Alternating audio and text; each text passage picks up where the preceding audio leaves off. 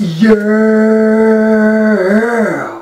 What's going on, guys? Matty with Fusaro Fitness. See, it says it right here on my hoodie and on my wallpaper. But we got a Q&A from the Facebook fan page, so we're going to hop right into the questions. First one, max tuning. If my Monster, and let's hope he's referring to the energy drink, says it's 14 carbs per serving, and there's 2 servings in a can, or 30 carbs if you drink the entire can, should I drink it in halves and save the 2 carbs? Max, that's a pretty foolish question. Of course you should drink it in halves. Those 2 carbs can be used on a quarter of a rice cake. And you should also contact Monster and ask them why they're providing misinformation on their nutrition labels.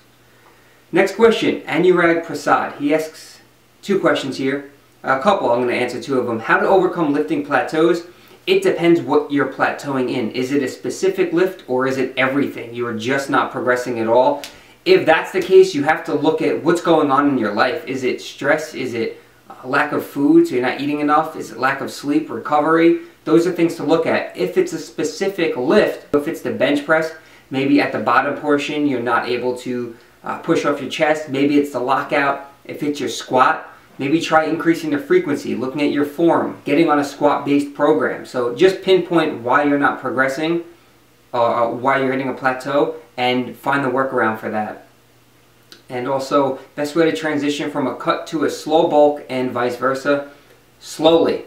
Gradual increases or decreases in calories. So if you're currently cutting, slowly increase your calories. It could be anything from 100 calories in the first week or 2 up to 200, 300. These are things you have to monitor yourself. Monitor the trends. Look at the scale. Look at pictures. These are ways to see if you're progressing in the right direction.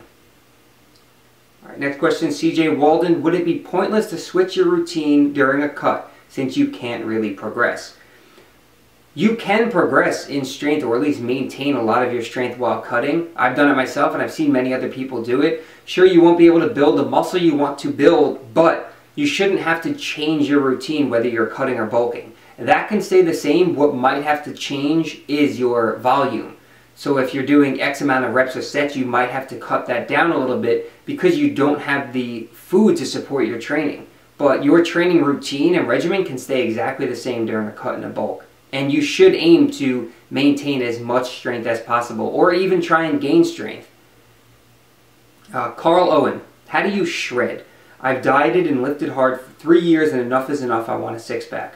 I've been no carbs for over a week now. First problem is what you just said. You've been no carbs. There's no reason to go no carbs at all. Shredding or getting really ripped to where you see your abs just has to do with your diet and having abs. A lot of people think that as soon as they diet down and lose all this body fat, they're going to have this ripped 6-pack.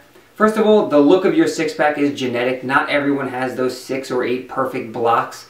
And you also have to have the abs. So when you diet down, something is there to show. A lot of people don't work their abs hard enough. They don't understand that the abs are a muscle. They respond to a training stimulus.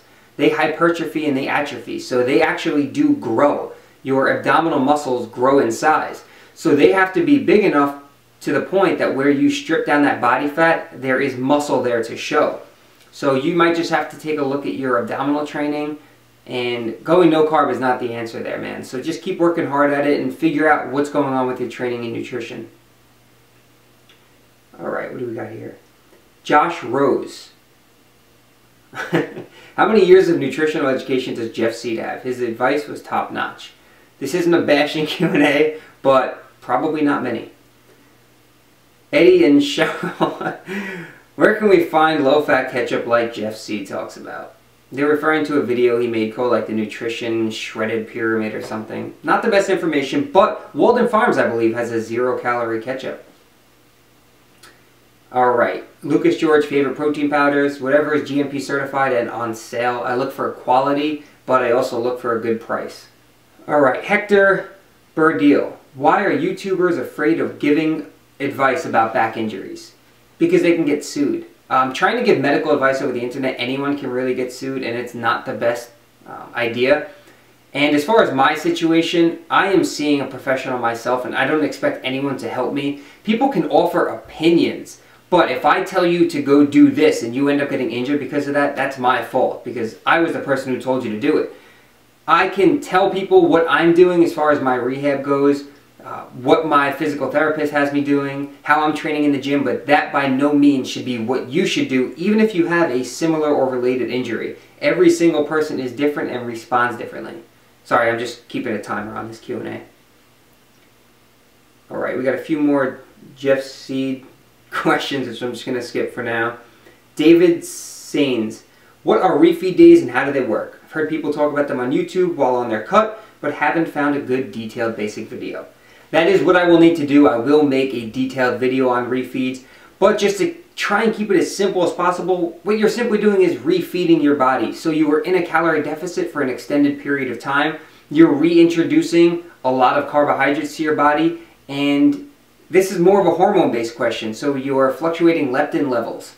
And again, it's not something I can cover really quick in a Q&A, but essentially you're just refeeding your body and letting your metabolism adapt to those higher carbs, which will allow you to probably push past a weight plateau.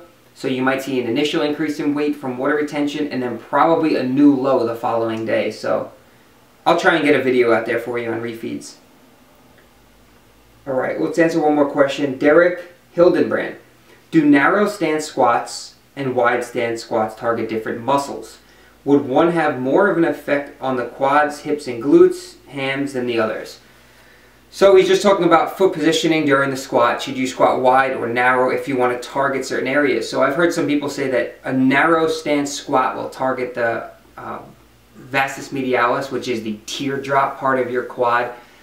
First thing, actually the only thing I want to actually address in this question is everyone is biomechanically different. So you have to find the squat stance that works for you biomechanically. Forget about what muscles it's targeting. There are different exercises to target different muscles. The squat is an overall muscle builder. It's going to work your entire, everything. It's going to work your quads, your hams, your glutes, your hips, everything, your core. So don't try and change your squat stance to hit different muscles. That can probably lead to injury. So do whatever squat is most comfortable for you. Whatever muscles it hits. And then from there, add in accessory work. Do hip thrusts if you want to work more glutes. Do sumo deadlifts. There's always accessory exercises and other things you could do to target different muscles. Don't try and take the squat and turn it into an isolation movement, if that makes sense. So hopefully I answered your guys' questions okay. We do have a bunch more, so I will be making different Q&As over the weeks. Thank you very much for your questions. If you're not on the Facebook fan page, the link is always in the description below to that, Twitter and Instagram. Check out my website. That's also linked down below, and I appreciate your support as always. So thank you guys for the questions, and until next time, I'll see you all in the next video.